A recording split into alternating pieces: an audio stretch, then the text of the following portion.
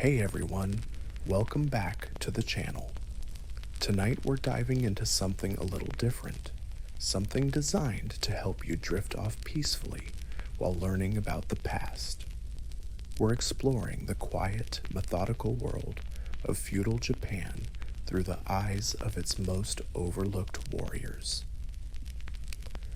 So before you get comfortable, take a moment to like the video and subscribe, but only if you genuinely enjoy what we do here. And let me know in the comments where you're tuning in from and what time it is for you. It's always fascinating to see who's joining us from around the world.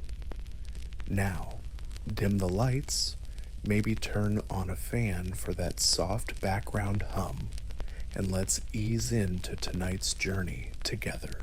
Picture this. The year is 1580.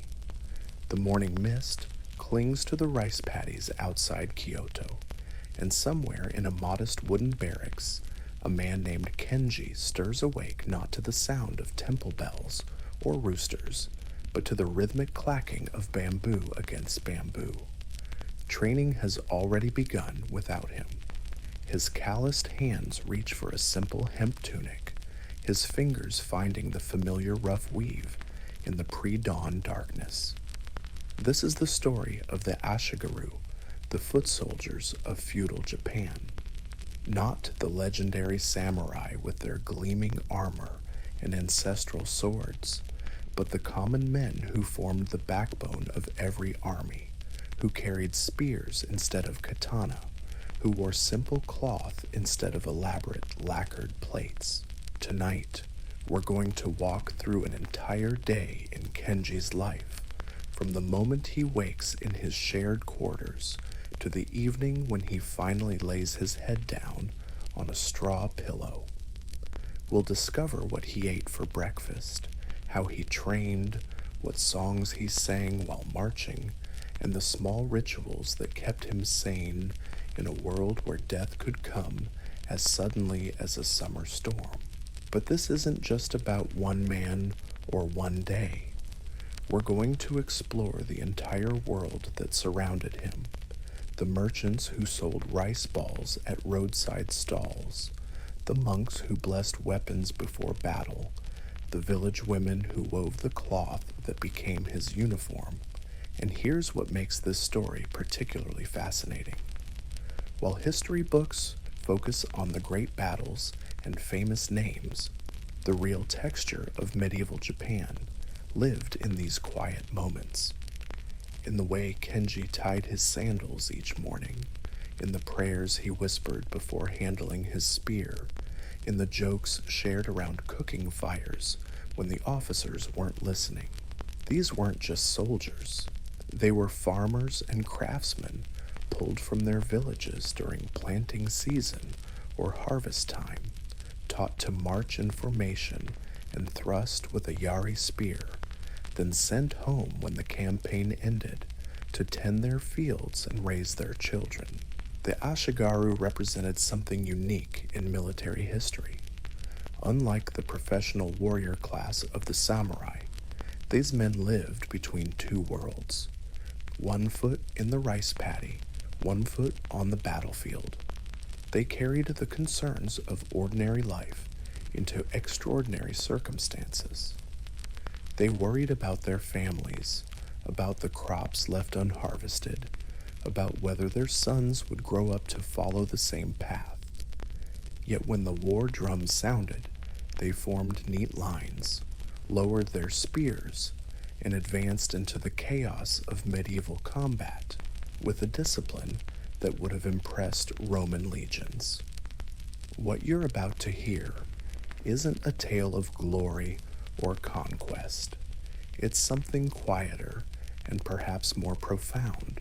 It's the story of how ordinary people navigated an extraordinary world, how they found meaning in routine, how they created pockets of humanity in the midst of a system built around conflict and hierarchy.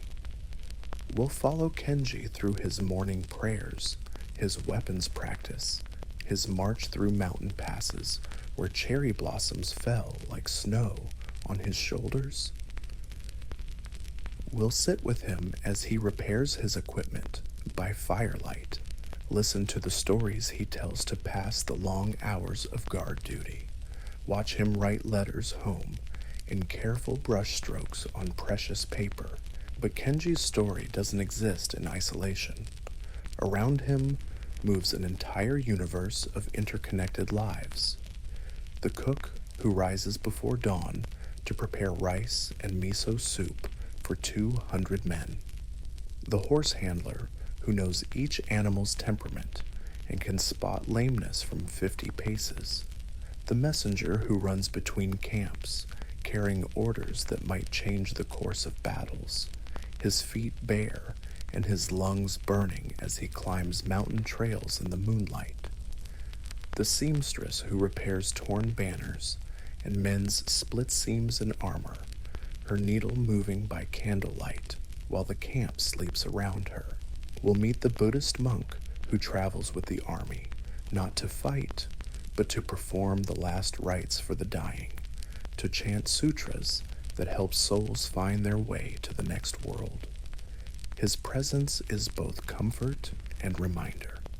Every soldier who sees him knows that death walks beside them, but also that someone will speak the proper words when their time comes.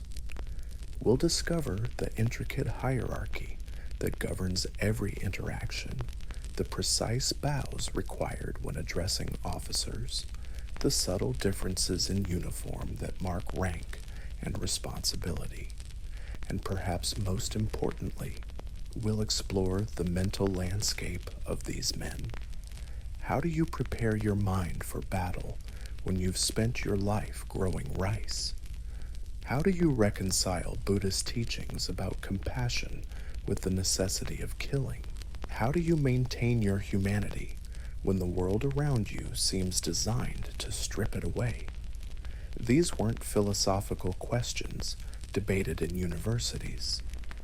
They were daily realities faced by young men far from home, carrying weapons they'd only recently learned to use. The Ashigaru developed their own culture, their own songs and stories, their own ways of making sense of their situation.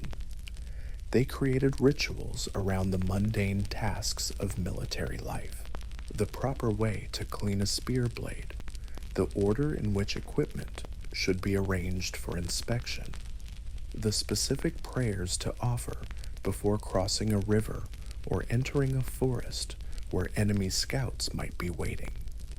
These weren't superstitions, though they might seem like it to modern eyes. They were frameworks for maintaining order and purpose when chaos threatened to overwhelm everything. As we follow Kenji through his day, you'll notice how much of his time is spent in preparation rather than action, sharpening blades, checking armor straps, practicing formations, tending to wounds and equipment. War, it turns out, is mostly maintenance. Long periods of careful routine, punctuated by moments of intense activity. The Ashigaru understood this better than anyone. They were the ones who carried the extra arrows, who knew how to repair a broken spear shaft with bamboo and rope, who could cook a meal from rice and wild vegetables found along the roadside. Their knowledge was practical, earned through repetition and necessity. They knew which plants could stop bleeding and which ones would kill you. They could read weather signs and animal behavior to predict when rain would turn mountain paths into muddy torrents. They understood the rhythms of rural life because they lived them, even in the midst of military campaigns. When the army camped near villages, they were the ones who could communicate with farmers and merchants who understood the concerns of people whose primary worry was the next harvest rather than the next battle. Tonight, as we settle into Kenji's world, we're not just learning about military history, We're discovering what it means to be human in circumstances that test every assumption about normal life. We're exploring how people create meaning and maintain dignity when everything familiar has been stripped away. We're witnessing the quiet heroism of ordinary individuals who found themselves in extraordinary situations and somehow managed to preserve their essential humanity. So let's begin this journey together. Let's walk alongside Kenji as he rises in the darkness of a summer morning in feudal Japan, as he faces another day in a life shaped by duty, camaraderie, and the constant presence of forces beyond his control. Let's discover the texture of a world that existed 6 centuries ago, but whose essential truths about courage, friendship, and endurance remain as relevant today as they were then. The temple bell in the distant village has just struck the hour before dawn. Kenji's eyes open in the darkness of the barracks, and another day in the life of an Ashigaru begins. The sound that wakes Kenji isn't harsh or sudden. It's the gentle scraping of straw against wood as someone 2 beds over shifts in their sleep, followed by the soft whisper of bare feet on the wooden floor. In the world of the Ashigaru, reveille comes not from trumpets or drums, but from the quiet stirring of men who've learned to wake without startling their companions. Sleep, after all, is precious when you never know when the next full night's rest might come. Kenji lies still for a moment, letting his eyes adjust to the faint gray light filtering through the paper windows. The barracks around him is a study in ordered simplicity. Rows of sleeping mats arranged with military precision, each man's belongings folded and stacked in identical piles. Spears stand in neat ranks against the far wall, their metal points catching what little light penetrates the morning gloom. The air smells of wood smoke, straw, and the faint sweetness of the incense that burned in the shrine corner the night before. His body knows the routine, even before his mind fully engages. Roll the sleeping mat, fold the thin blanket, stack them precisely where they belong. Check that his sandals are positioned correctly beside his sleeping space, toes pointing toward the door as regulation requires. These aren't arbitrary rules. In a world where a moment's delay could mean the difference between life and death, every action must become automatic, every movement economical and purposeful.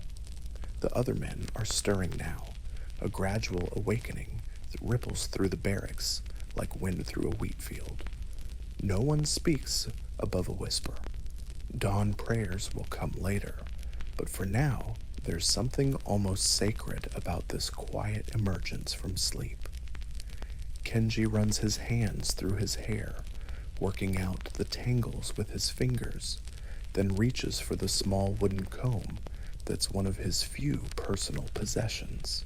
Appearance matters, even here, especially here. An Ashigaru who looks slovenly brings shame not just to himself, but to his unit, his village, his family name.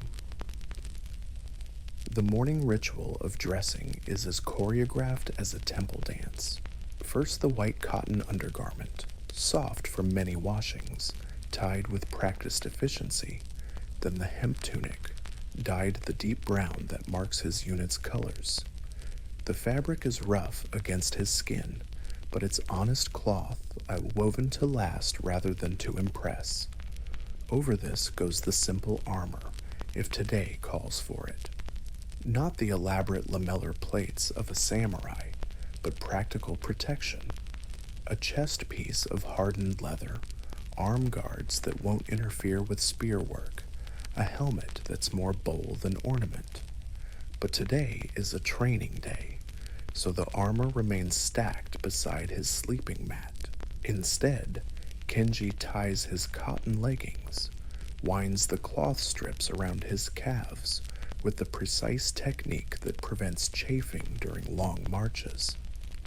Steams his fingers work automatically through these motions, muscle memory earned through countless repetitions. There's something meditative about it, this daily transformation from sleeping man to ready soldier. Around him, 24 other men perform the same ritual. Tanaka, the farmer's son from the next village over, who still smells faintly of rice paddies, no matter how long he's been away from home. Watanabe, the carpenter's apprentice, whose hands are permanently stained with wood polish, and whose sleeping mat is the only one in the barracks without a single wrinkle. Old Suzuki, who's actually only 35, but seems ancient to the younger recruits, a veteran of 3 campaigns who can sleep through anything and wake instantly at the first sign of real danger. Each man has his own small rituals within the larger routine. Tanaka always touches the small Buddha pendant his mother gave him before putting on his tunic. Watanabe counts his steps as he moves around the barracks, some private ceremony that brings him comfort. Suzuki methodically cracks each knuckle before reaching for his spear, a habit that would seem nervous in anyone else, but appears completely controlled in him. The morning light is growing stronger now, painting the interior of the barracks in shades of gold and amber. Through the windows, Kenji can see the camp coming alive. Smoke rising from the cooking fires, where the cooks have already begun preparing the morning meal. Horses stamping and snorting in the picket lines as grooms begin their daily inspections. The measured footsteps of the night watch making their final rounds before being relieved. But inside the barracks, the pace remains deliberate, unhurried. This is their time, these few minutes before the day's demands take hold. Some men use it for quiet prayer, murmuring sutras learned in childhood temples. Others simply breathe, centering themselves for whatever challenges lie ahead. Kenji finds himself somewhere in between, not quite praying, but not quite thinking either, simply existing in the space between sleep and wakefulness. The smell of cooking rice begins to drift through the morning air, and stomachs start to rumble quietly. But breakfast will wait. First comes inspection, then morning formation, then the ritual cleaning of weapons that marks the true beginning of every Ashigaru's day. Kenji reaches for his spear, lifting it from its place against the wall with the reverence another man might reserve for a sacred scroll. The weapon is simple, elegant in its functionality. A straight wooden shaft as tall as a man, topped with a leaf-shaped blade that's been sharpened so many times the steel has taken on a mirror finish. No decorative inlay, no family crests, no artistic flourishes, just a tool designed for a single purpose, maintained with the kind of obsessive care that keeps soldiers alive. Kenji runs his thumb along the shaft, feeling for splinters or weak spots, checking the binding that secures the blade to the wood. This spear has no name, no legendary history. It wasn't forged by a master swordsmith or blessed by famous monks. But it's his responsibility, and in the world of the Ashigaru, responsibility is sacred. A man's spear is his life, literally and figuratively. It's the tool that will protect his companions, the instrument through which he serves his lord, the extension of his own will and courage when battle comes. Around him, the other men perform the same examination with their own weapons. The soft sound of steel being tested, wood being flexed, points being checked for sharpness.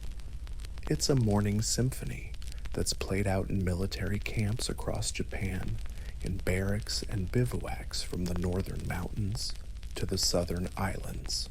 The sound of ordinary men preparing to do extraordinary things, one careful inspection at a time. Outside, a bell rings 3 times, the signal for morning formation, time to transition from the private world of personal preparation to the public realm of military discipline. Kenji takes a deep breath, settles his grip on his spear, and steps toward the door. Behind him, his sleeping mat lies perfectly folded, his few possessions arranged with geometric precision. If he doesn't return tonight, whoever cleans out his space will find everything exactly as regulations require. But that's a thought for later, if at all. Right now, there's only the morning, the spear in his hands, and the familiar weight of duty settling onto his shoulders like a well-worn cloak. He steps out into the growing daylight, joins the stream of men moving toward the formation area, becomes part of something larger than himself. The sun is climbing higher, burning off the last of the morning mist, revealing the camp in all its organized complexity. Rows of tents and temporary buildings laid out with mathematical precision. Supply wagons arranged in neat lines, their contents inventoried and secured. Horses in perfectly aligned picket lines, each animal groomed and ready for the day's work. Everything has its place. Everything serves a purpose. Everything contributes to the larger machine of war.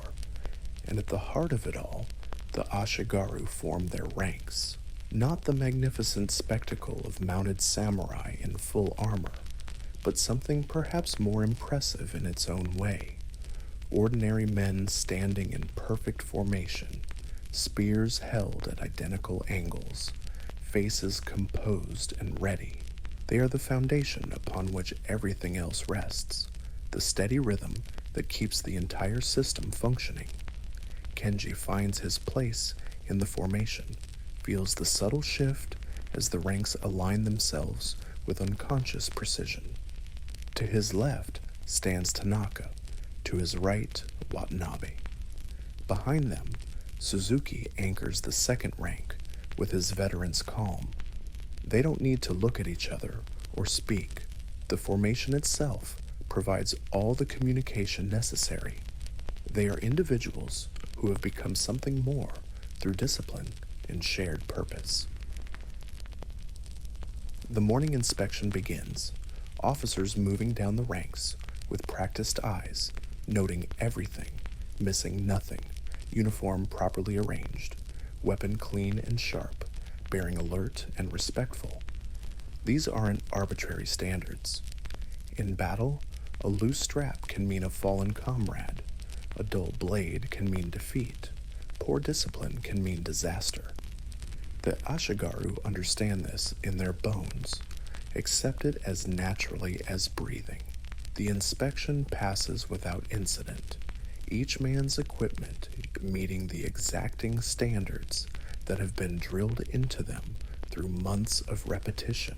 When the officers move on, there's a subtle relaxation in the ranks, not of posture but of tension. Another small test passed, another step toward earning the quiet respect that holds military units together. Now comes the part of the morning that Kenji has learned to both anticipate and dread: physical conditioning. Not the elaborate martial arts practiced by samurai in their private courtyards, but the grinding, methodical work of building the kind of endurance that wins campaigns. Long runs through mountain trails, carrying full equipment. Strength exercises with stones and logs that test every muscle.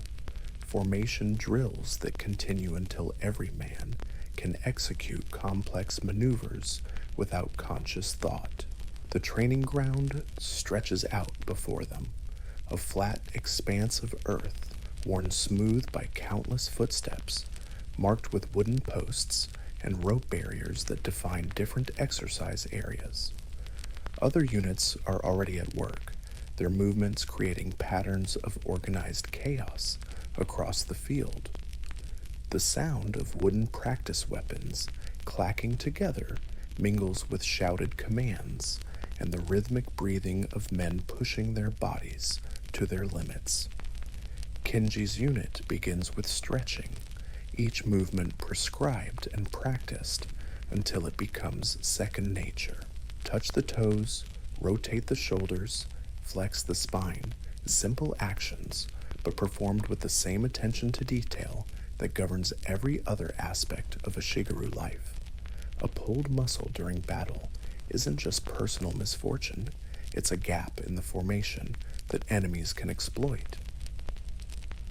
The morning air is cool against his skin as they begin their run, feet falling in synchronized rhythm on the packed earth path that winds through the camp and out into the surrounding countryside. This isn't a race or a competition. It's a shared ordeal that binds them together, breath by labored breath, step by determined step.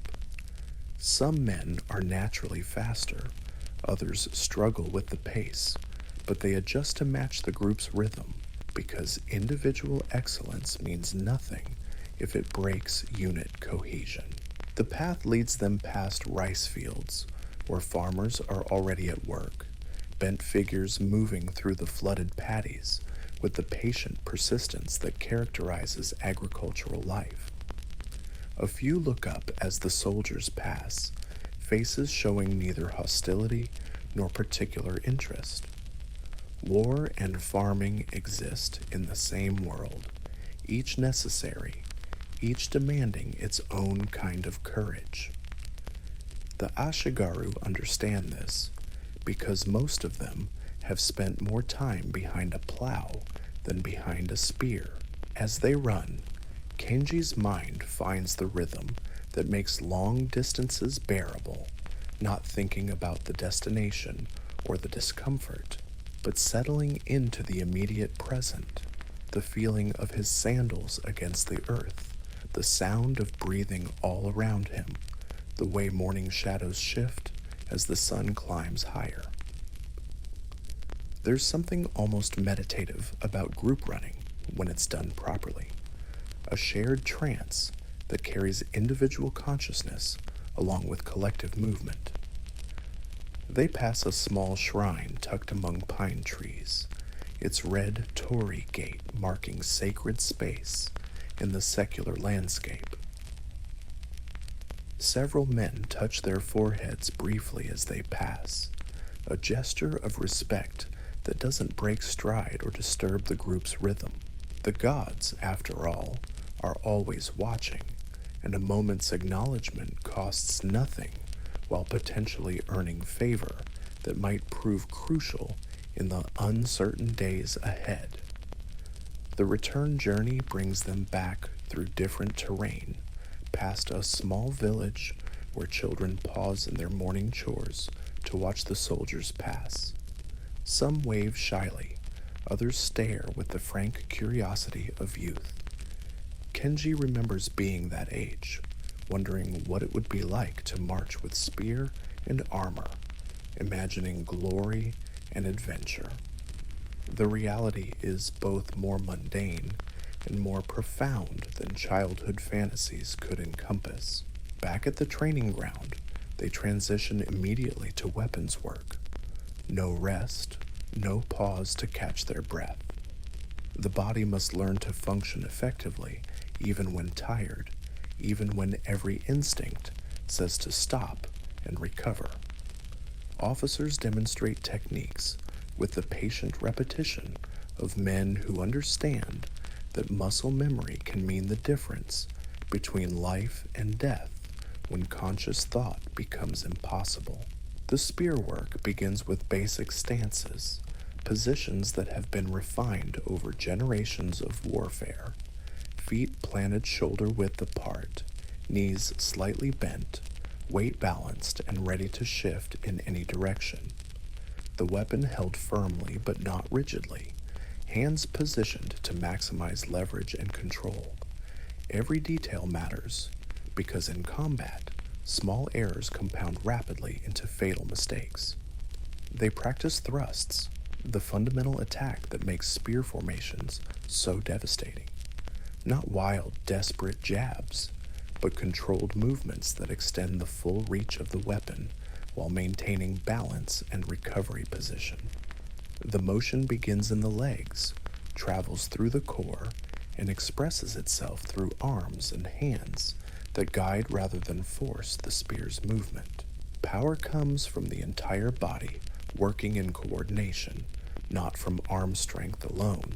The sound of practice fills the air, wood striking wood, as men work in pairs to develop timing and distance judgment.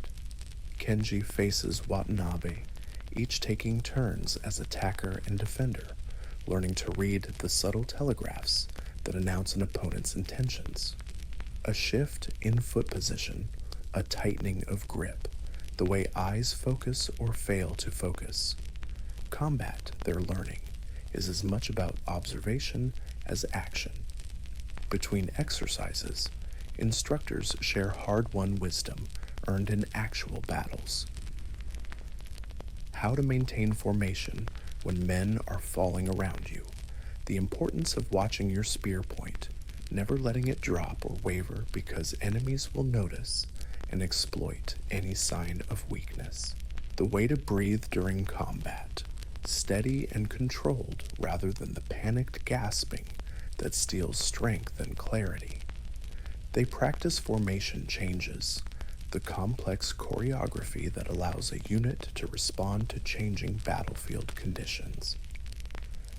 From line to square, from advance to retreat, from close order to extended intervals, each transition must be executed smoothly because hesitation creates vulnerability. The Ashigaru learn to think as a group, to subordinate individual instincts to collective necessity. Hours pass without notice as they cycle through different skills and scenarios. Spear work gives way to close combat with shorter weapons, preparing for the chaotic moments when formations break down and survival depends on personal skill. They practice with wooden daggers and clubs, learning to fight in confined spaces where longer weapons become liabilities rather than advantages. The sun reaches its zenith as they move on to defensive techniques.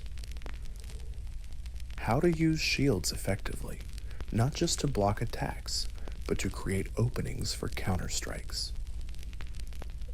The proper way to fall when knocked down, rolling to avoid trampling feet, and returning to fighting position as quickly as possible.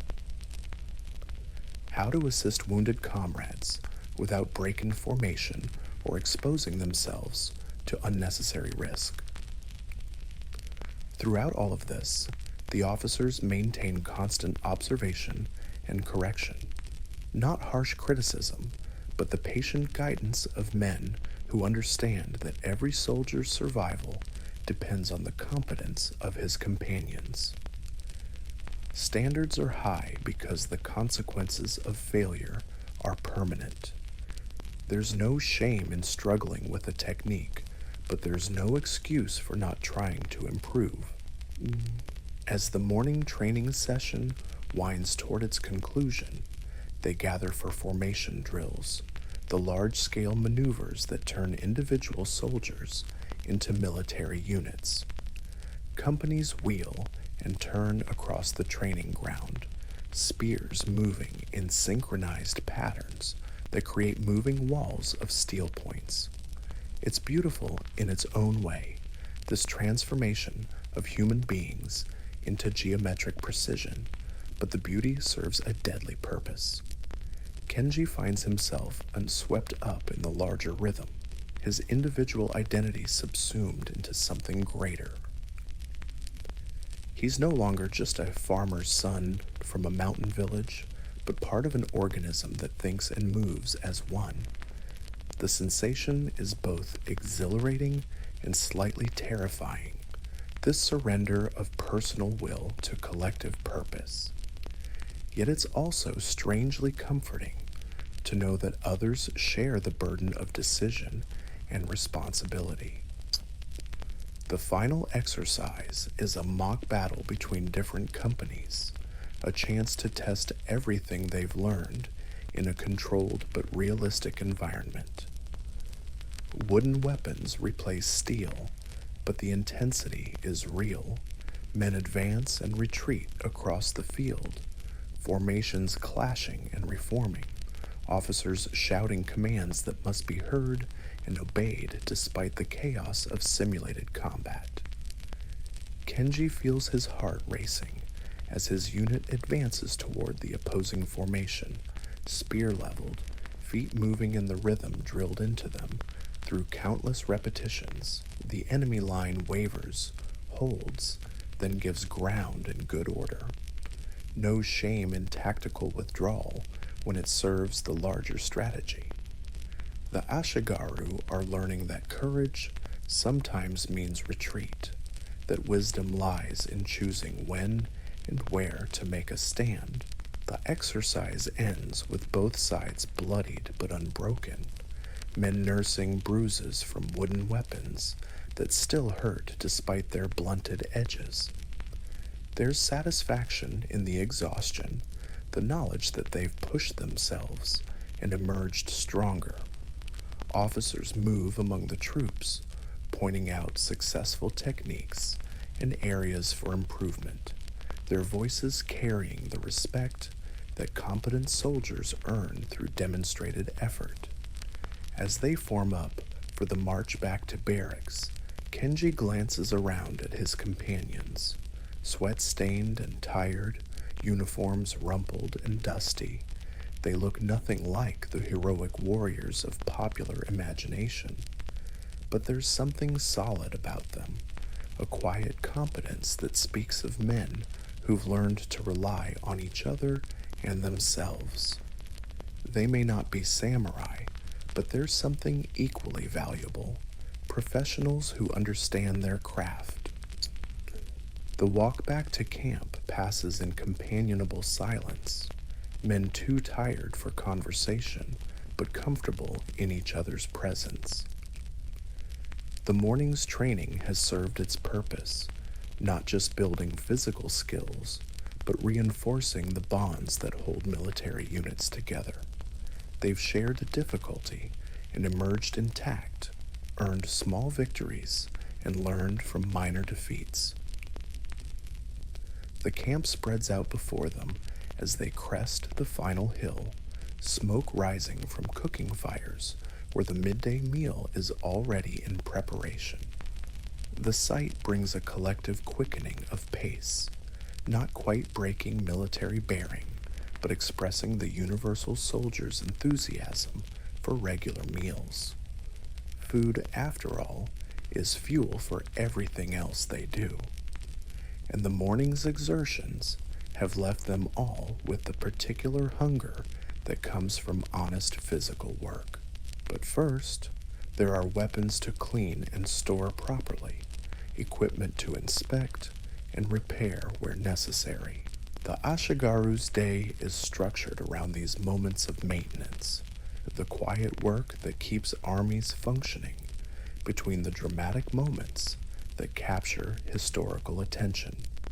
A spear blade wiped clean of practice sweat, sandal straps checked for wear, uniforms brushed and arranged for afternoon duties.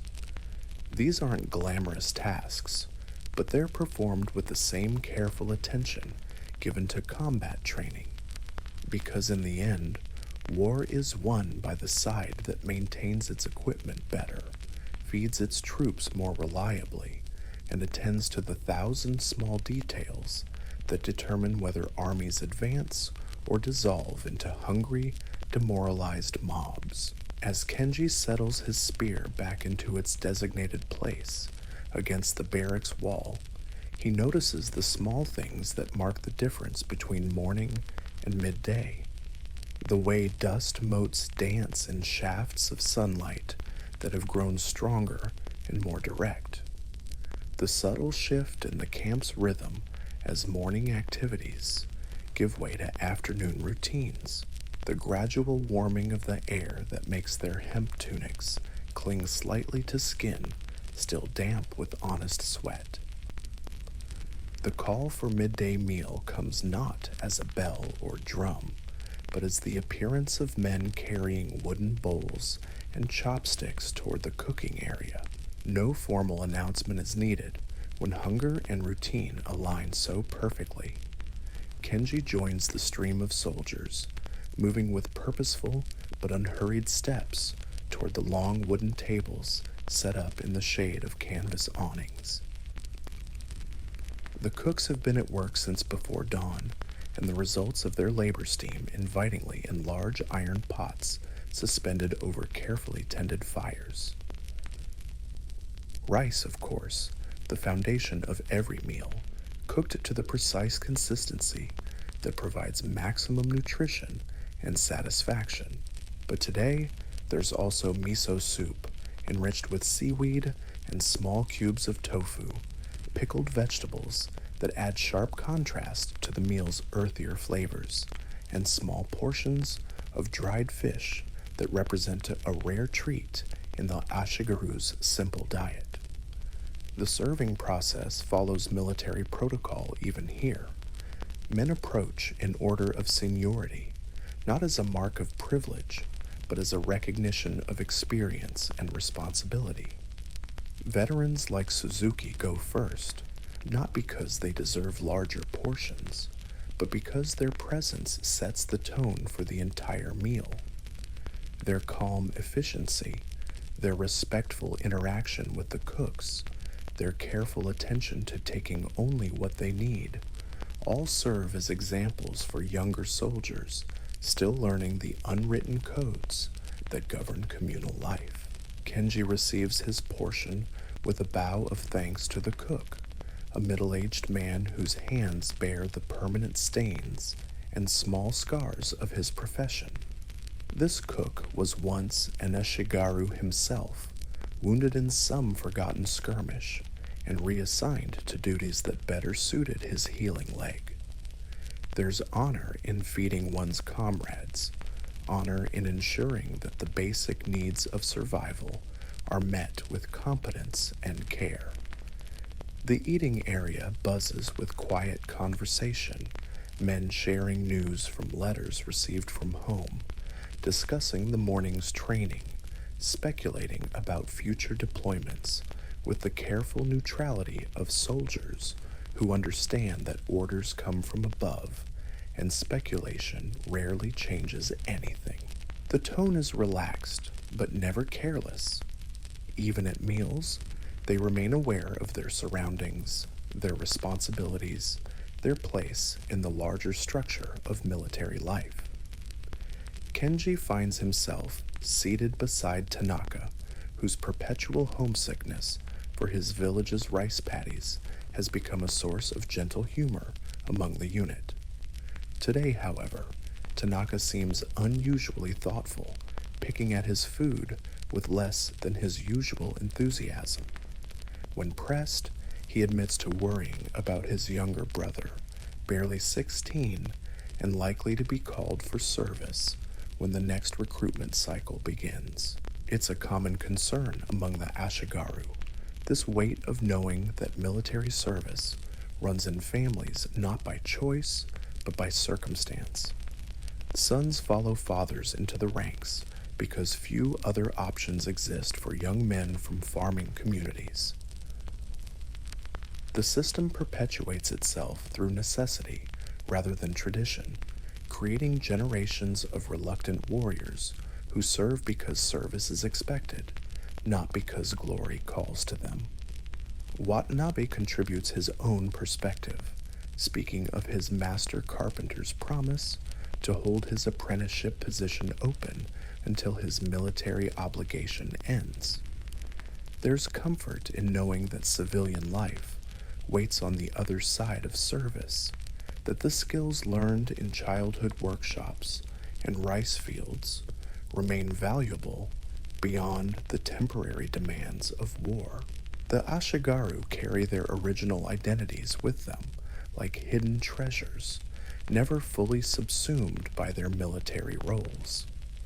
The conversation shifts to more immediate concerns, as Suzuki mentions rumors of an upcoming march, nothing confirmed but suggested by increased activity among the officers and unusual attention to supply wagon maintenance. Experienced soldiers develop an almost supernatural ability to read the subtle signs that precede major movements. The way horses are groomed with extra care, the manner in which equipment inspections become more thorough, the slight change in officers' demeanor that suggests important orders have been received. But speculation, however educated, remains speculation.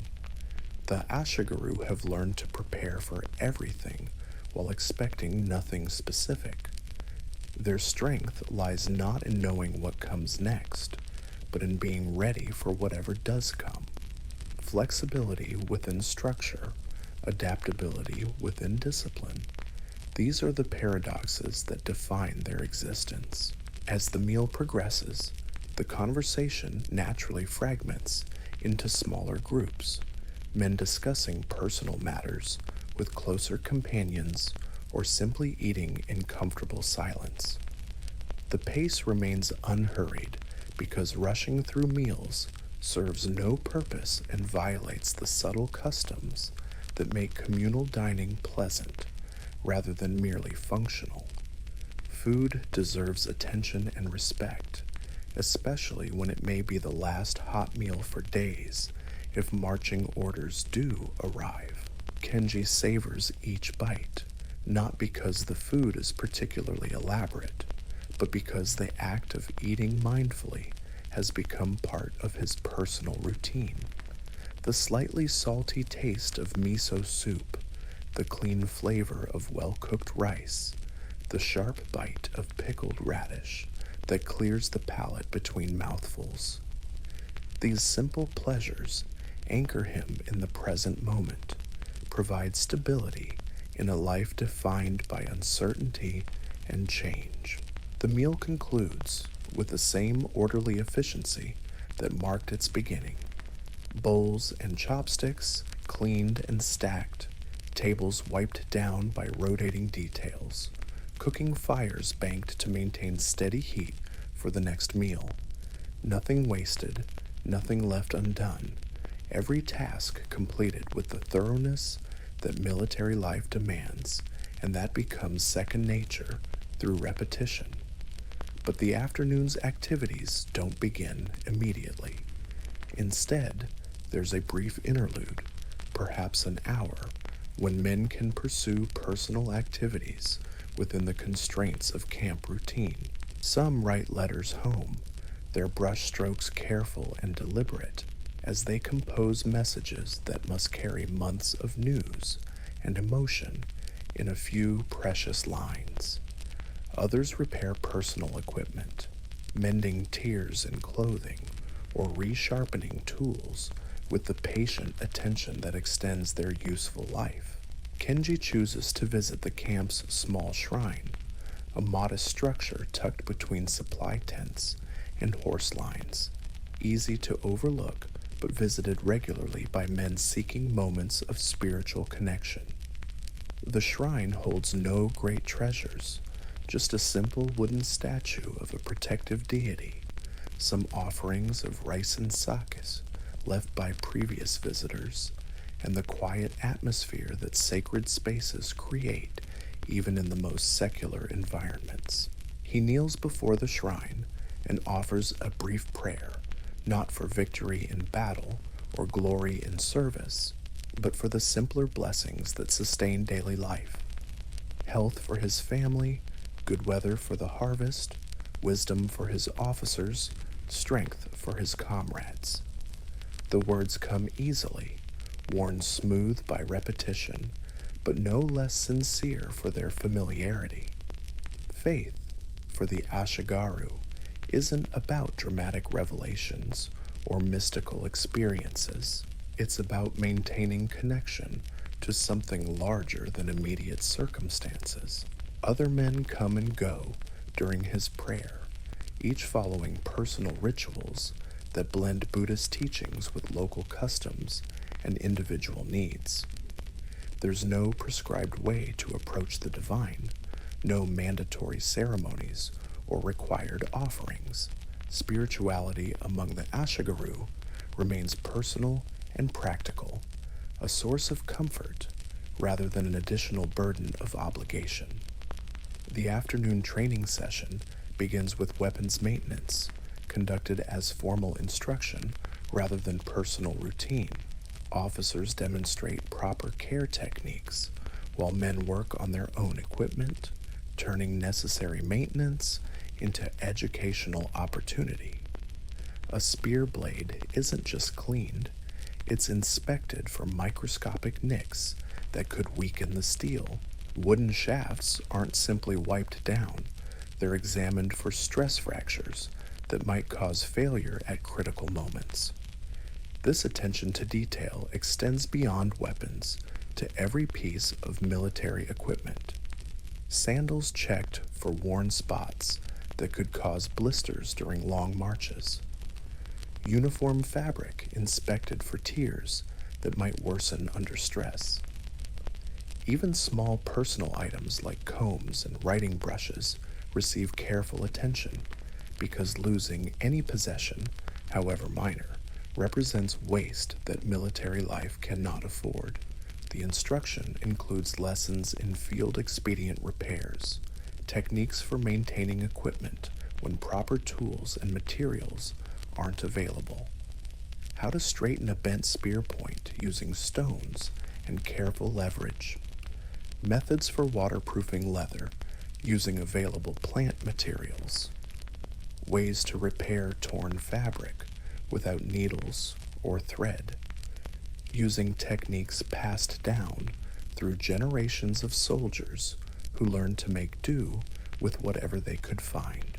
These skills represent accumulated wisdom earned through necessity rather than formal education.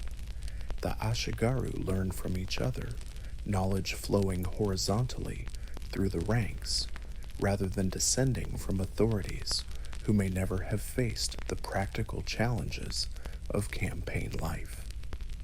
Veterans teach newcomers not through lectures, but through demonstration, showing rather than telling, embodying competence rather than merely describing it. As the maintenance session continues, conversations develop around the work, men sharing techniques learned in their civilian occupations that prove useful in military contexts. Tanaka contributes knowledge about plants that can be used for cleaning and preservation, information gained from years of working in environments where natural materials must serve multiple purposes. Watanabe demonstrates woodworking techniques that can extend the life of spear shafts and other wooden equipment. This cross-pollination of skills creates a collective knowledge base that makes the entire unit more capable and self-sufficient. The Ashigaru don't just serve as individual soldiers, they function as a community of craftsmen who happen to carry weapons. Their civilian backgrounds become military assets. Their personal experiences contribute to collective competence. The formal maintenance period gives way to more specialized training focused on specific battlefield scenarios. Today's emphasis is on night operations, techniques for moving and fighting in darkness when visual cues become unreliable and sound discipline becomes crucial.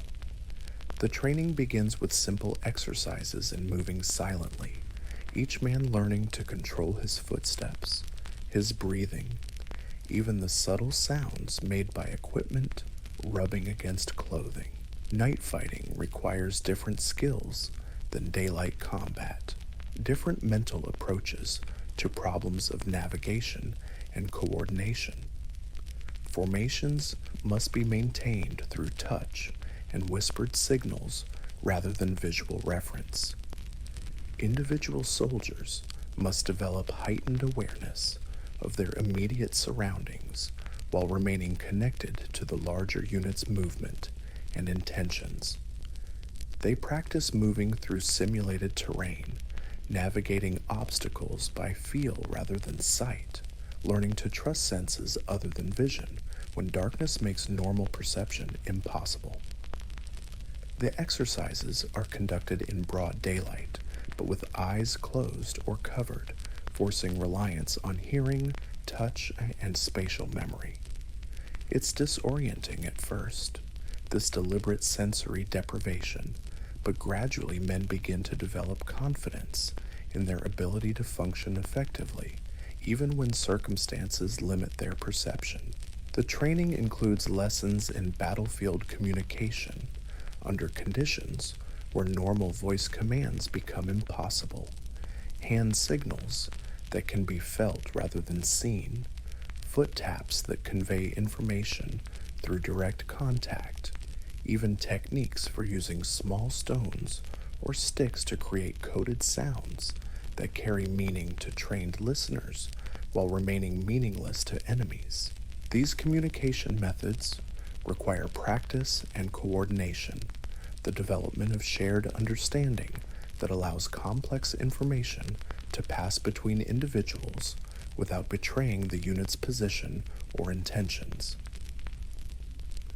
The Ashigaru learn to think collectively, even when separated by darkness, to maintain unit cohesion through methods that transcend normal sensory channels.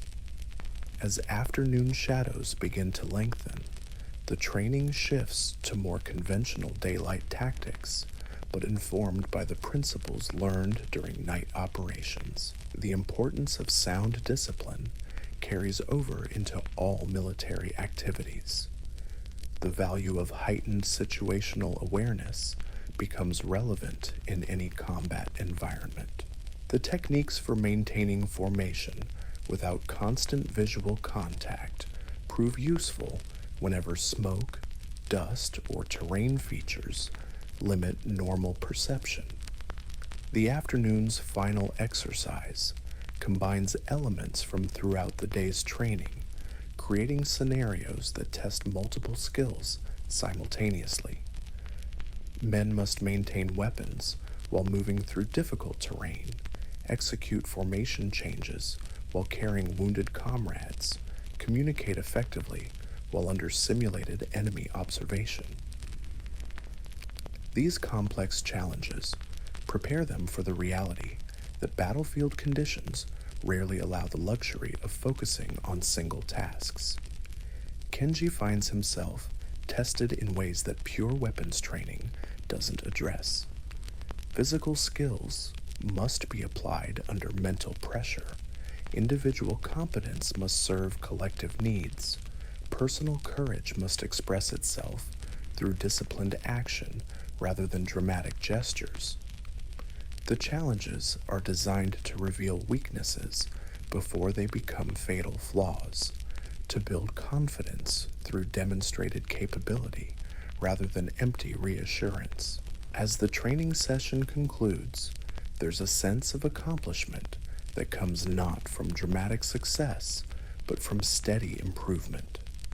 Skills that seemed impossible weeks ago now feel natural and automatic.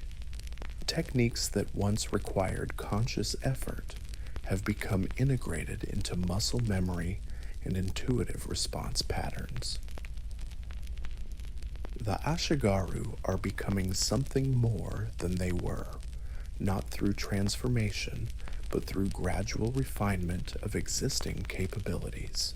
The evening meal approaches with the same quiet anticipation that marked the midday break, but now flavored with the satisfaction of another day's honest work completed.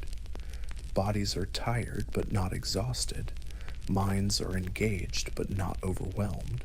Spirits are steady, despite the constant underlying awareness that all this preparation serves a deadly serious purpose.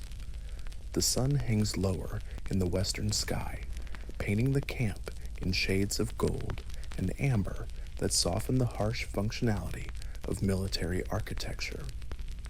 Cooking fires begin to bloom across the area as evening meals enter preparation, their smoke rising straight up in the still air like incense offered to whatever gods watch over soldiers far from home. Soon it will be time for the evening formation, the daily accounting that ensures every man remains present and accounted for, every piece of equipment properly maintained and secured.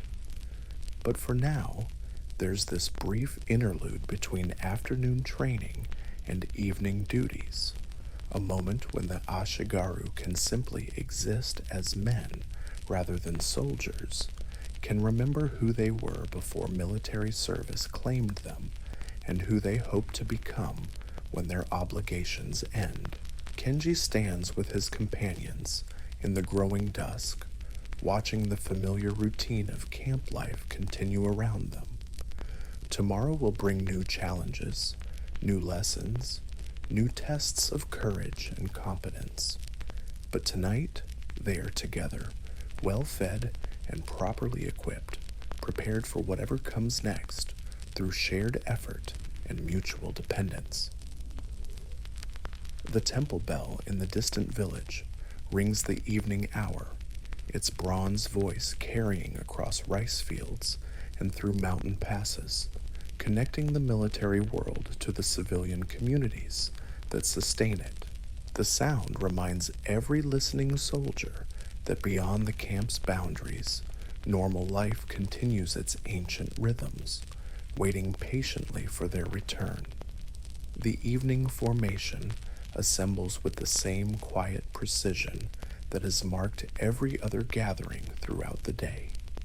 Men emerge from barracks and work areas, carrying their spears with practiced ease, falling into ranks that form as naturally as water finding its level. The light is different now, golden and slanted, casting long shadows that stretch across the parade ground like fingers reaching toward the approaching night. Kenji takes his position between Tanaka and Watanabe, feeling the subtle alignment that occurs when trained soldiers form proper intervals without conscious measurement. The spacing between men, the angle of weapons, the distribution of weight from foot to foot, all of it happens automatically now, muscle memory earned through countless repetitions. There's something deeply satisfying about this precision, this evidence of collective competence developed through shared effort.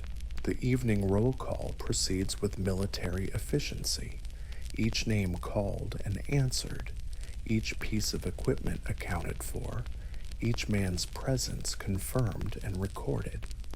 But it's more than administrative routine. It's a daily ritual of mutual accountability, a moment when the unit acknowledges itself as complete and ready. Every answered name represents not just an individual soldier, but a link in the chain that binds them all together. Tonight there are no absences, no equipment shortages, no disciplinary issues requiring attention. The unit is intact and properly equipped, ready for whatever orders might arrive with tomorrow's dawn. The officers note this with quiet satisfaction, not because perfection is expected, but because it represents the successful culmination of another day's careful attention to detail. As the formation disperses, men move toward the evening meal with the measured pace that characterizes all Ashigaru activities. No rushing, no disorder, just the steady flow of individuals who understand their place in the larger routine. The cooking fires have been burning steadily for hours now, tended by men who take pride in their ability to transform simple ingredients into nourishing meals that sustain both body and morale. The evening fare is heartier than the midday meal, reflecting both the day's accumulated hunger and the knowledge that night brings rest rather than immediate activity. Rice forms the foundation, as always, but tonight it's accompanied by a stew of vegetables and small pieces of meat, a rare luxury that speaks to successful foraging or favorable supply arrangements. The aroma rises from serving bowls like incense, rich and complex, promising satisfaction for appetites sharpened by honest labor. Kenji accepts his portion with the same grateful bow he offered at midday, but now the gesture carries additional weight accumulated through the day's activities. The cook who serves him has also been working since dawn, maintaining fires, preparing ingredients, coordinating with supply personnel to ensure that 200 men receive adequate nutrition. Yes. His contribution to the unit's effectiveness may be less visible than spear work or formation drilling, but it's no less essential. The seating arrangements for evening meals follow no formal protocol, but they develop their own patterns based on friendship, shared interests, and the natural affinities that emerge among men who live and work in close proximity. Kenji finds himself at a table with his usual companions, plus several men from other squads, whose presence adds variety to familiar conversations. Tonight's discussion ranges widely, touching on subjects both practical and philosophical. Someone mentions seeing wild geese flying south, a reminder that seasons change even when daily routines remain constant. Another man describes a letter from home detailing the progress of rice harvests, information that connects the military world to the agricultural cycle that sustains all life. The conversation flows easily, men comfortable enough with each other to share both trivial observations and deeper concerns. Suzuki contributes stories from previous campaigns, not tales of glory or heroic achievement, but practical accounts of how units like theirs adapted to unexpected challenges.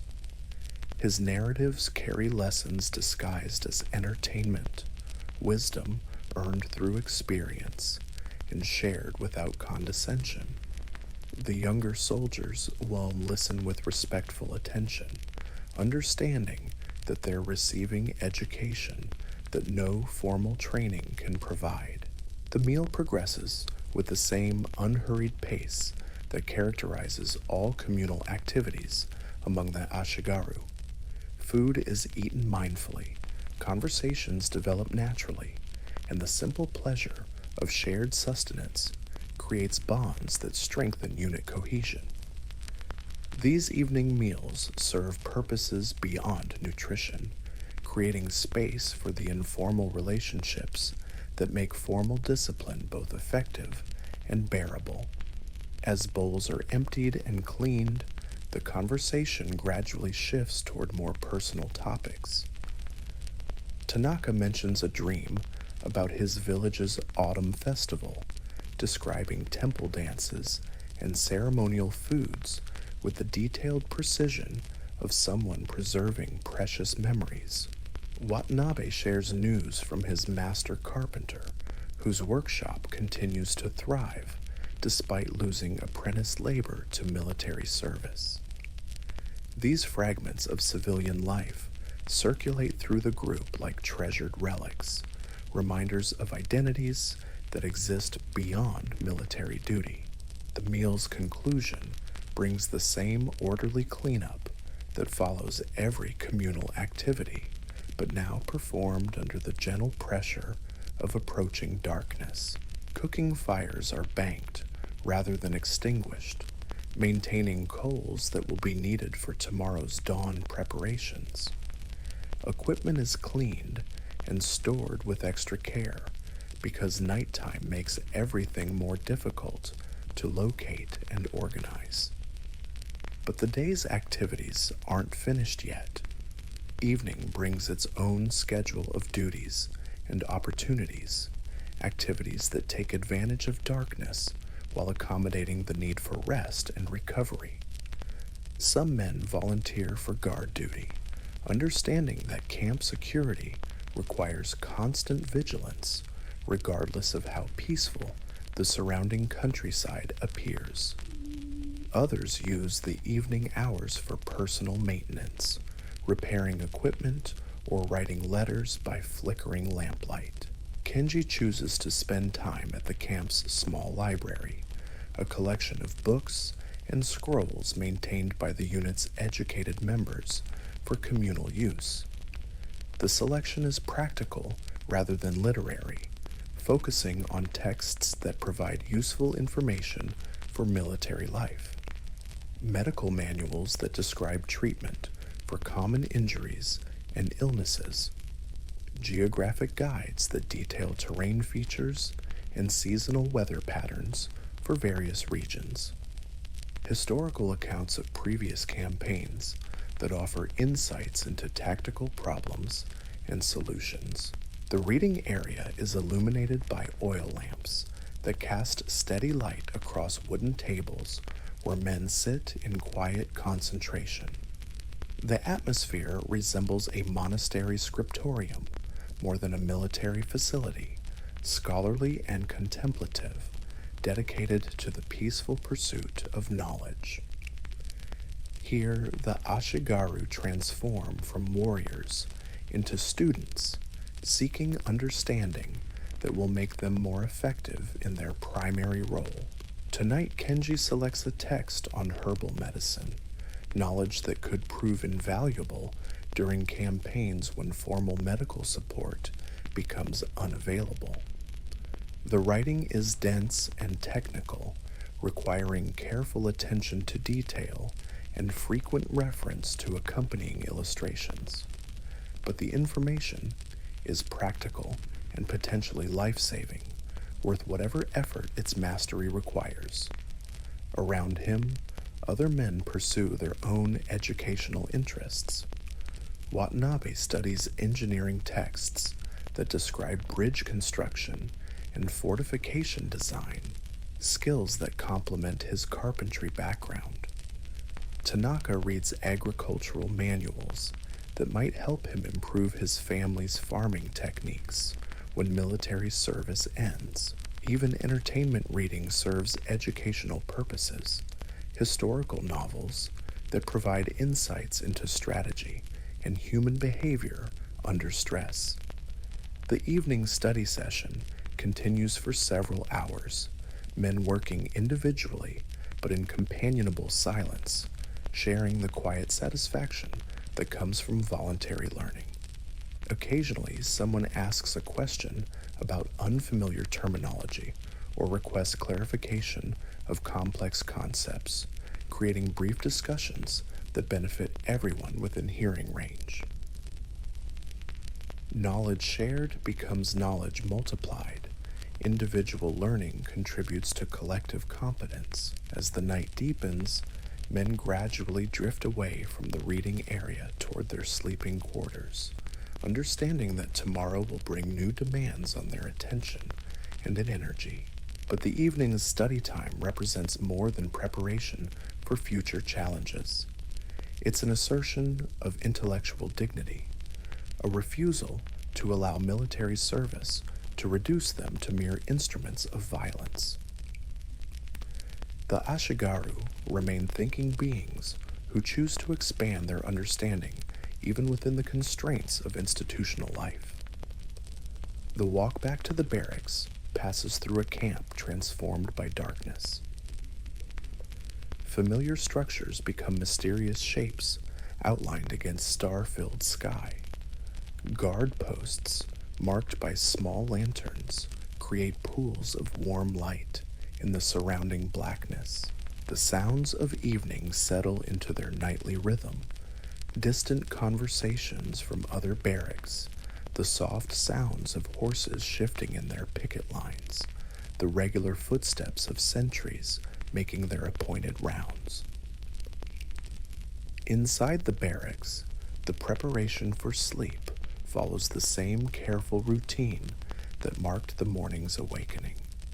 Personal equipment arranged with geometric precision, sleeping areas prepared according to regulation standards, small personal rituals performed with quiet reverence.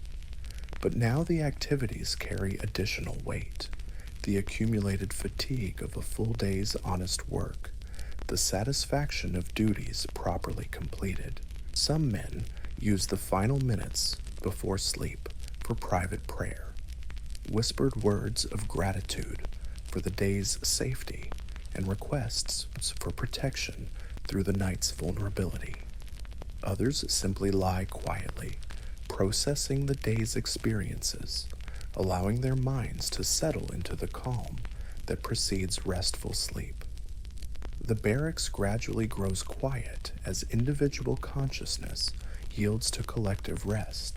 But sleep doesn't come immediately for everyone. Kenji finds himself lying awake in the darkness, not from anxiety or discomfort, but from a kind of peaceful alertness that sometimes follows days of intense but satisfying activity. His body is tired but not exhausted, his mind clear but not racing, his spirit settled but not entirely at rest. Through the paper windows, he can see stars emerging in the clear night sky, their ancient light connecting this moment to all the other nights throughout history when soldiers have lain awake in temporary shelters, far from home, but bound to comrades by shared purpose and mutual dependence. The sight brings comfort rather than loneliness, a reminder that their current situation, however temporary, has meaning within larger patterns of human experience. The night sounds of the camp create a gentle symphony around his drowsing consciousness. The distant call of a sentry acknowledging his relief, the soft whicker of a horse dreaming in the picket lines, the rustle of straw as someone shifts position in their sleep. These sounds speak of security, of watchful protection, of a community that functions even when most of its members rest. Gradually, Kenji's awareness begins to fade into the peaceful oblivion that military life makes both necessary and precious. Tomorrow will bring new challenges, new lessons, new opportunities to demonstrate competence and courage. But tonight, he is safe among friends, well-fed and properly equipped, surrounded by men who share his burdens and understand his obligations. The last thing he notices before sleep claims him is the sound of rain beginning to fall on the barracks roof, gentle drops that promise good weather for tomorrow's activities and adequate water for the camp's various needs. It's a sound that connects the military world to the natural cycles that govern all life, a reminder that even armies depend ultimately on forces beyond human control. The rain continues through the night, steady but not heavy, washing the dust from equipment and structures, freshening the air for tomorrow's breathing, creating the kind of background sound that promotes deep and restful sleep. In the morning, everything will be clean and bright, ready for another day in the careful routine that shapes Ashigaru existence. But that's tomorrow's story. Tonight belongs to rest, to the peaceful surrender of consciousness that allows bodies to recover and minds to process the day's accumulated experiences. Tonight, Kenji and his companions sleep the sleep of men who have earned their rest through honest effort, who face the future with confidence, born of preparation and strengthened by fellowship. The camp settles into its nighttime rhythm, guards maintaining their vigilant watch, while their comrades recover strength for tomorrow's duties. It's a pattern as old as warfare itself, the balance between activity and rest, between individual needs and collective security, between the immediate demands of military life and the longer rhythms of human existence. In a few hours, the cycle will begin again with the quiet stirring that precedes dawn formation. There will be new lessons to learn, new skills to master, new challenges to meet, with whatever courage and competence they can muster. But for now, there is only the gentle sound of rain on wooden roofs, the steady breathing of sleeping soldiers, and the peaceful darkness that embraces all who have found their place in the world's vast and continuing story. The Ashigaru dream their various dreams, some of home and family, others of future adventures, still others of simple things like well-cooked rice and comfortable shoes. Their dreams are as individual as their waking personalities, but they share the common thread of men who have chosen to serve something larger than themselves, who have found meaning in duty and dignity in collective effort. And in the morning, they will wake as they have awakened for countless days before, ready to continue the ancient work of turning ordinary men into extraordinary soldiers, one careful day at a time. The rain has stopped by the time the temple bell marks the deep night hours, leaving behind the clean scent of washed earth and the gentle dripping of water from thatched eaves. In the darkness of the barracks, most men sleep the deep sleep of physical exhaustion, but a few remain wakeful, their minds too active for immediate rest. These night hours bring their own particular quality to Ashigaru life, a quieter rhythm that allows space for thoughts and feelings that daylight duties keep carefully contained.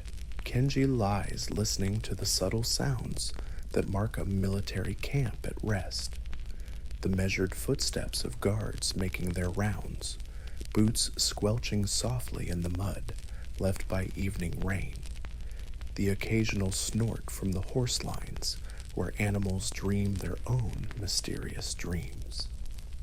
The distant murmur of voices from the guard posts, men keeping each other alert through the long watches with quiet conversation and shared observations about weather, stars, and the small events that punctuate sentry duty.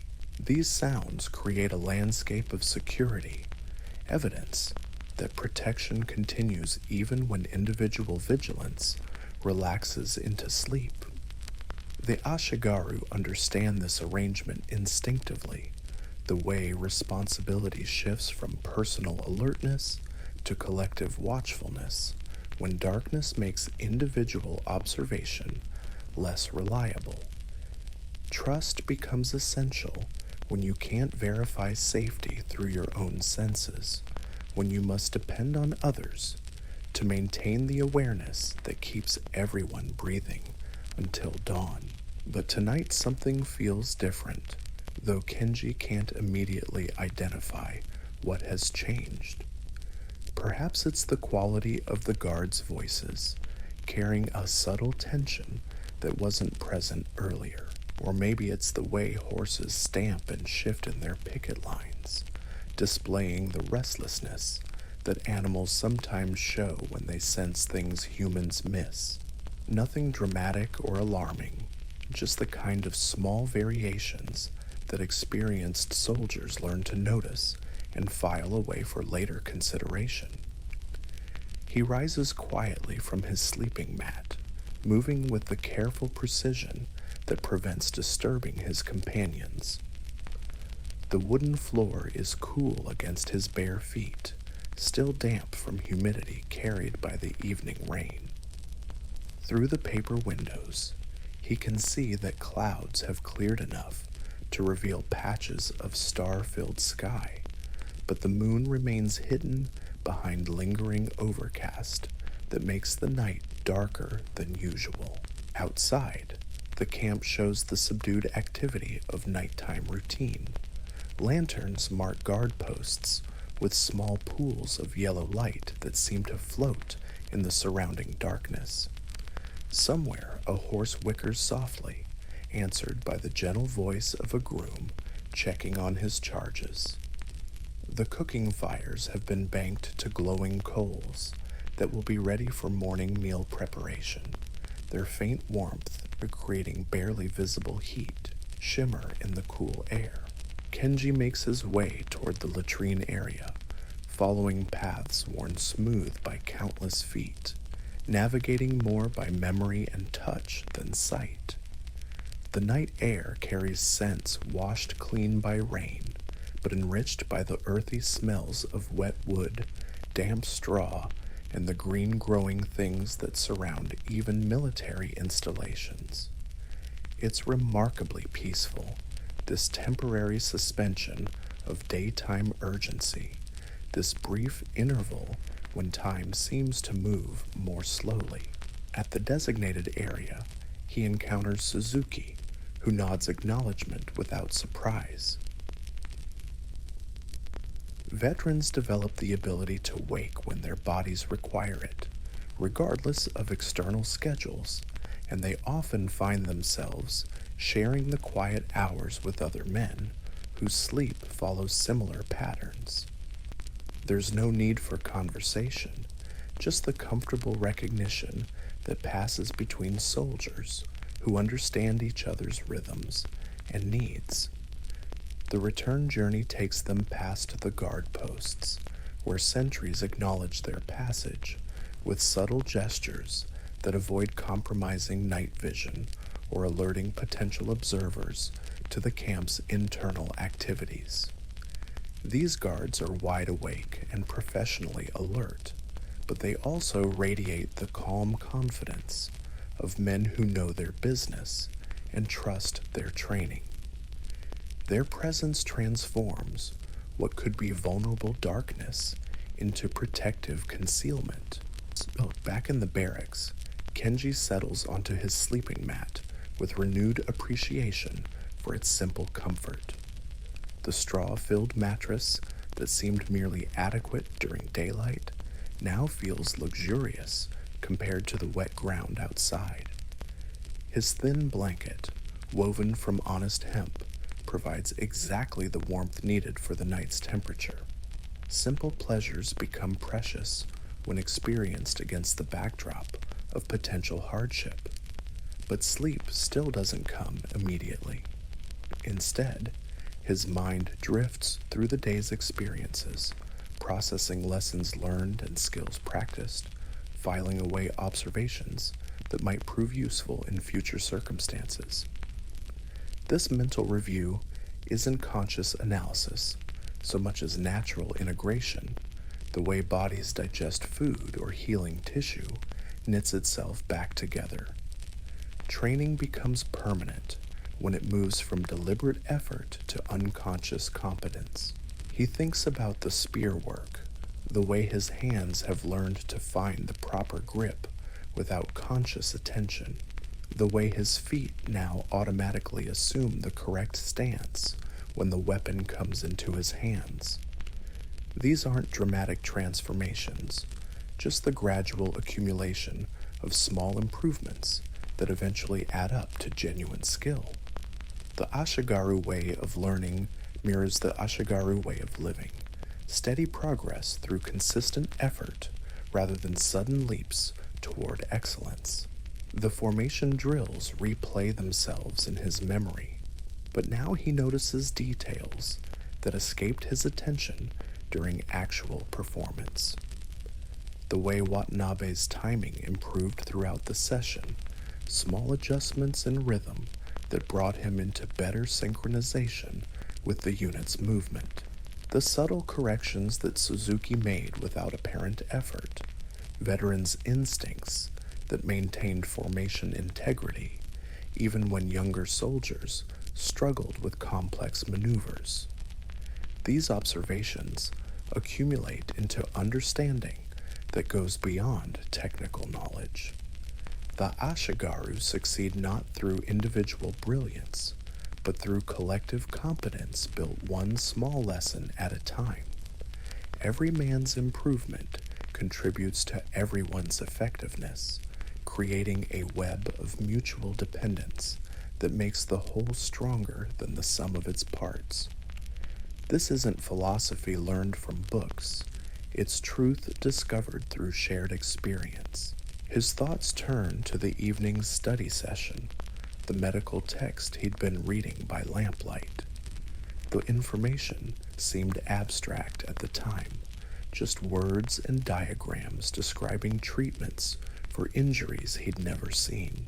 But now, in the darkness, he can imagine circumstances where such knowledge might mean the difference between a comrade's life and death. The herbs described in the manual grow wild in forests they've marched through, waiting to be recognized and properly prepared by someone who took the time to learn their properties. This connection between theoretical knowledge and practical necessity characterizes much of Ashigaru education. Nothing is studied purely for intellectual satisfaction. Everything must eventually prove useful in the real circumstances of military life. Yet the learning itself becomes a form of preparation that goes beyond immediate utility, creating mental flexibility that allows adaptation to unexpected challenges. Around him, his sleeping companions create the gentle symphony of human rest. Tanaka's breathing carries the deep rhythm of exhausted youth, regular and peaceful. Watanabe shifts occasionally, murmuring words that might be prayers or might be fragments of dreams about his carpentry workshop. Suzuki sleeps with the absolute stillness of a man who has learned to rest completely when rest becomes available, conserving energy with the efficiency that marks all veteran behavior. These individual patterns blend into the larger rhythm of the barracks, which in turn harmonizes with the broader sounds of the camp at night.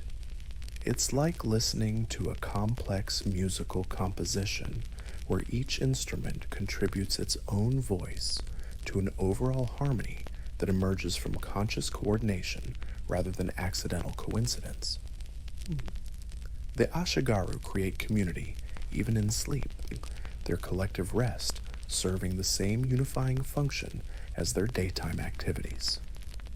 Outside, clouds continue their slow movement across the sky, occasionally revealing stars that seem unusually bright in the rain-washed air. The sight of familiar constellations provides comfort, evidence that some things remain constant, even when human circumstances change rapidly and unpredictably. Soldiers throughout history have found similar reassurance in the night sky, that vast reminder of patterns larger and more enduring than any individual campaign or conflict. The temperature has dropped with the clearing sky, making blankets more welcome and encouraging bodies to conserve warmth through closer contact with bedding. This is the season when night becomes genuinely cold, when morning formation will be accompanied by visible breath and the need for extra layers under uniforms. Summer's easy warmth is fading into autumn's sharper edge, bringing changes that will affect everything from daily routine to strategic planning. Kenji pulls his blanket closer and finally feels drowsiness beginning to claim his consciousness. The day's tensions are dissolving into the peaceful surrender that precedes genuine rest, that moment when individual awareness yields to the larger rhythms that govern sleep and recovery. His last conscious thought is gratitude for the simple security of lying warm and dry among trusted companions, protected by their vigilance and contributing to their protection through his own presence. Sleep comes gradually, naturally, like water finding its level or dawn spreading across eastern mountains. There are no dreams worth remembering, just the deep rest that allows bodies to repair themselves and minds to integrate the day's experiences into permanent learning. This is the sleep of men who have earned their rest through honest effort and who face tomorrow with confidence born of adequate preparation. But even in sleep, part of his awareness remains connected to his surroundings and responsibilities. The Ashigaru learn this divided consciousness through necessity, the ability to rest deeply while maintaining the alertness needed to respond instantly if circumstances require action. It's not the light sleep of anxiety, but the prepared rest of professionals who understand that readiness and recovery must coexist in military life. It seems hours pass in peaceful oblivion, marked only by the gradual shift of guard details and the slow movement of stars across the clearing sky. The camp settles into its deepest quiet, that profound stillness that comes in the hours before dawn when even the most wakeful creatures surrender temporarily to rest. This is when healing happens, when memories consolidate, when the body performs the invisible work of maintaining itself for another day's demands. Near dawn, the quality of darkness begins to change subtly, not yet showing light, but losing the absolute depth that characterizes true night. Birds begin to stir in distant trees, their first tentative calls announcing the approaching transition from darkness to day. Guard posts report quietly to each other, confirming that all remains well, that the night has passed without incident or alarm. The camp's rhythm shifts almost imperceptibly as it prepares for another cycle of activity and rest, training and maintenance, individual effort and collective purpose. Soon the temple bell will sound the hour that signals the beginning of another day in the careful routine that shapes Ashigaru existence. Men will wake, dress, form ranks, and begin again the ancient work of turning necessity into skill and survival into service. But for now, in these final moments of night's peace, there is only the gentle breathing of sleeping soldiers, the steady presence of watchful guards, and the vast sky slowly lightening toward another dawn. The Ashigaru rest in the security they create for each other, surrounded by the tools and disciplines that make their dangerous work possible, preparing unconsciously for whatever challenges the new day might bring. Tomorrow will bring new lessons in the endless curriculum of military life, new opportunities to demonstrate competence and courage, new chances to contribute to the collective strength that keeps them all alive and effective. But tonight has served its purpose, providing the rest and recovery that make tomorrow's efforts possible, creating the foundation of health and readiness upon which everything else depends. The rain-washed air carries the clean scents of a world made fresh by water and darkness, ready for the sun's return and the resumption of human activity. In a few hours, cooking fires will bloom across the camp, morning formation will assemble with its familiar precision, and the daily routine will begin another cycle in the larger pattern that gives structure and meaning to Ashigaru life. For now, though, there is only peace, rest, and the quiet satisfaction of another day properly completed. The Ashigaru sleep the sleep of men who have found their place in the world's continuing story, who serve purposes larger than themselves while maintaining the essential humanity that makes service meaningful rather than merely mechanical. And in their dreams, perhaps they see rice fields golden in autumn sunlight, workshops fragrant with wood shavings and honest labor, villages where children play games that prepare them for adult responsibilities they don't yet understand. These dreams of home and future create the emotional landscape that sustains men through the challenges of military service, reminding them why their current sacrifices serve purposes worthy of the costs they demand. The night deepens toward its conclusion, carrying the Ashigaru through rest, toward readiness, through recovery toward renewed service, through the peaceful darkness toward another dawn, filled with possibility and purpose. Soon enough, the cycle will begin again, but for now there is only the blessed interval of sleep, the temporary suspension of individual will in service of collective rest. The temple bell's bronze voice cuts through the pre-dawn stillness, its reverberations rolling across the sleeping camp like gentle waves disturbing a quiet pond. 3 strikes, measured and deliberate, announcing that night's protection is yielding to day's demands. In the barracks, the sound penetrates dreams without violence, drawing consciousness back from whatever distant places sleep had carried it. Kenji's eyes open to familiar darkness, though now it carries the subtle promise of approaching light. Around him, the gradual stirring begins, men emerging from rest with the quiet efficiency that marks professional soldiers. No startled awakening, no confused disorientation, just the smooth transition from vulnerability to readiness that the Ashigaru have learned to manage as naturally as breathing itself. The morning ritual unfolds with the same precision that ended the previous day, each movement economical and purposeful.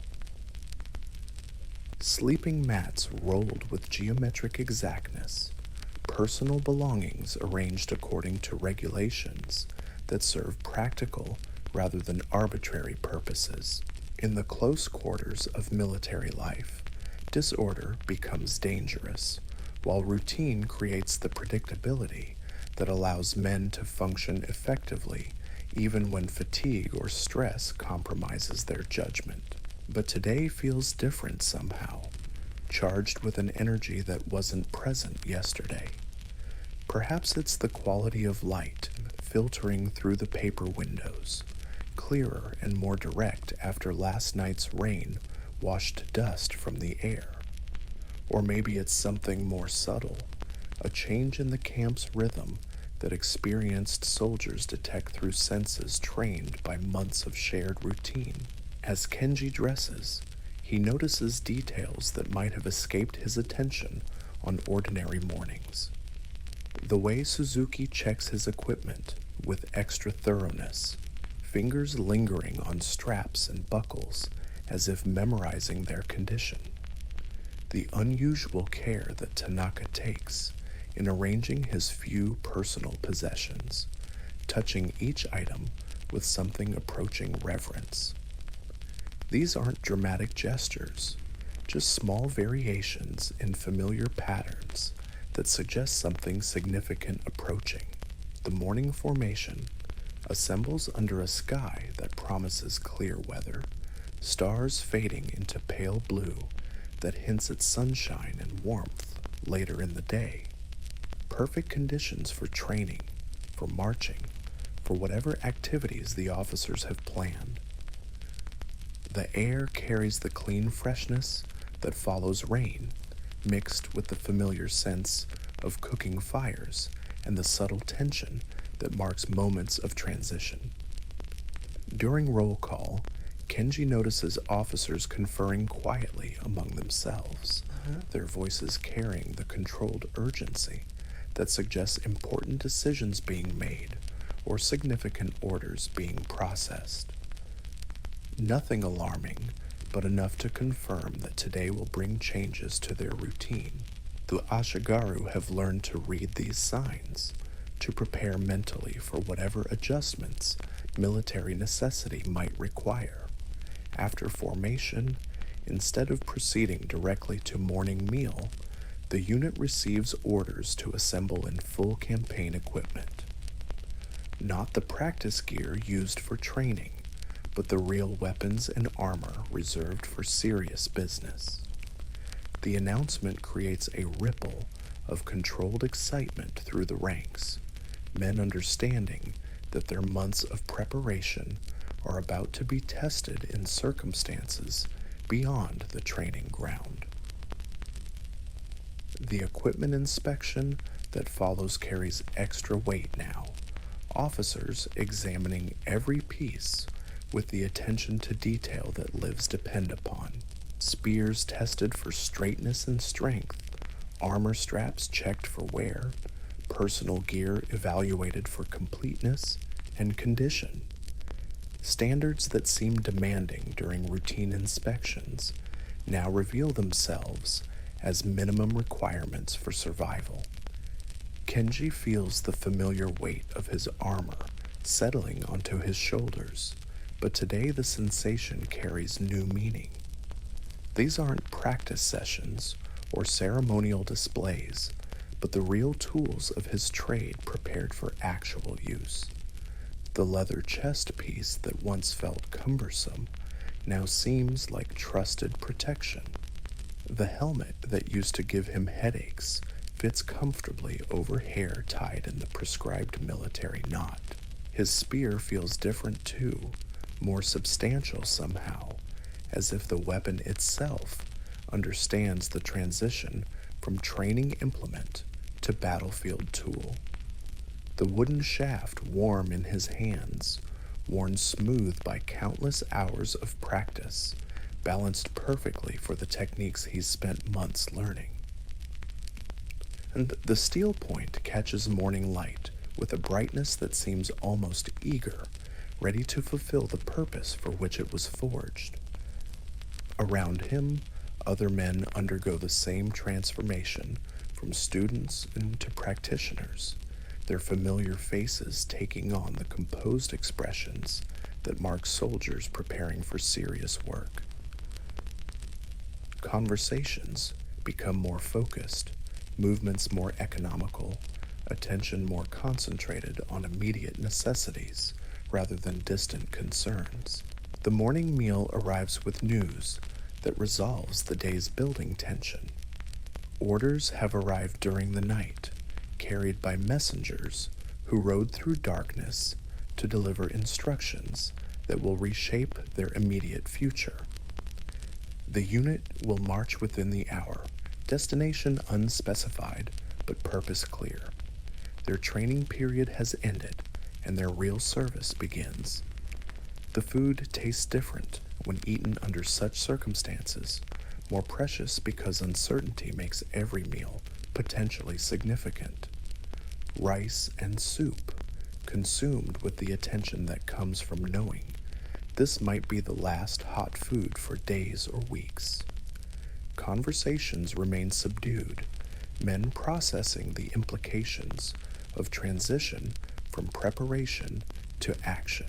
But there's no fear in the atmosphere, just the heightened awareness that marks professional soldiers accepting new challenges. Months of training have built confidence in their abilities, trust in their equipment, faith in their companions. They're ready for whatever comes next because readiness has been their daily occupation since the day they first picked up practice weapons and learned to march in formation. The packing that follows reveals how thoroughly military life shapes even the most personal activities. Every item has its designated place. Every possession serves multiple purposes. Every choice reflects the balance between necessity and weight that governs campaign life. Nothing essential is left behind. Nothing unnecessary is carried forward.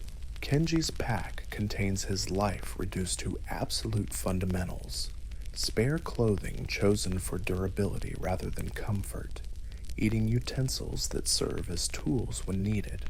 Writing materials for letters home that may become final messages if circumstances turn unfortunate. A small Buddha pendant from his mother, worn smooth by nervous fingers during moments of stress or uncertainty.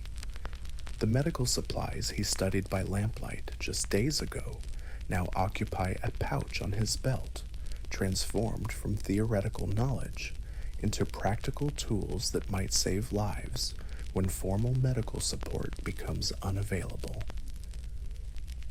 Herbs for treating wounds, bandages for controlling bleeding, techniques for stabilizing injuries until proper treatment becomes possible. As the sun climbs higher, painting the camp in shades of gold and amber, the final preparations accelerate toward completion. Weapons distributed, supplies loaded, formation assignments confirmed. The machinery of military movement, revealing itself through countless small actions that combine into purposeful departure. The march begins without ceremony or dramatic speeches, just the quiet command that sets feet in motion and spears swinging in rhythm. 200 men transforming from a static garrison into a mobile unit, their individual steps creating the collective sound of disciplined movement. Behind them, the camp they're leaving shows the neat emptiness of a job completed, every task finished, every responsibility discharged. Ahead lies the unknown, but not the unknowable. Their training has prepared them for the challenges of campaign life. Their bonds of friendship will sustain them through difficulties. Their professional competence will see them through whatever tests await. They march not toward glory or conquest, but toward the fulfillment of obligations accepted and duties embraced. The road stretches ahead through countryside made beautiful by morning light and the promise of clear weather. Rice fields shimmer with dew, mountains rise purple in the distance. Villages wake to another day of agricultural routine that will continue regardless of whatever military necessities draw armed men along the ancient paths that connect all parts of the realm. As they march, Kenji finds himself settling into the rhythm that transforms individual effort into collective movement, personal endurance into shared progress. His pack distributes its weight evenly across shoulders, strengthened by months of training. His sandals grip the road surface with confidence, earned through countless miles of practice marches. Around him, his companions display the same comfortable competence, men who have learned to cover distance efficiently while maintaining the alertness that military movement requires. They are no longer Ashigaru in training, but Ashigaru in service, carrying their skills and their humanity into whatever circumstances await them beyond the horizon. The sun climbs higher, promising warmth that will make the march more challenging, but also more pleasant than the cold rain that might have accompanied their departure. Birds sing in roadside trees. Farmers wave from distant fields. Children peer curiously from village doorways at the passing soldiers who represent both protection and reminder of the larger forces that shape their peaceful world. This is how wars begin for most soldiers, not with dramatic declarations or stirring speeches, but with the simple act of putting one foot in front of the other, carrying their training and their trust in each other toward whatever destiny awaits. The Ashigaru march forward into history, ordinary men prepared to do extraordinary things, their story unfolding one measured step at a time, along roads that have carried countless others toward their own encounters with courage, duty, and the eternal human struggle to find meaning in circumstances beyond individual control. And so Kenji's day, which began in the familiar darkness of the barracks, transforms into something entirely new as he walks toward whatever challenges and opportunities lie ahead. The routine that shaped his existence for months gives way to the improvisation that military service ultimately demands, but the foundation of discipline, skill, and fellowship remains solid beneath whatever changes the future might bring. Behind them, the empty camp settles into temporary quiet, waiting for new occupants or different purposes. Ahead, the road continues its ancient function of connecting distant places and different fates, and in between, the Ashigaru march forward, carrying their individual stories into the larger narrative that history will remember or forget according to its own mysterious purposes. The temple bell that woke them this morning grows faint with distance, its bronze voice finally fading into the sounds of travel and the whispered conversations that help pass the miles. But its message remains with them, that reminder of time's passage and duty's call, the sound that marks transitions from rest to readiness, from preparation to action, from the known safety of yesterday toward the uncertain promises of tomorrow. And in that uncertainty lies both the challenge and the meaning of their service, the opportunity to discover what they're truly capable of when necessity demands their very best. The Ashigaru march toward their destiny, but they carry their humanity with them, and in the end, that may prove to be their greatest strength of all.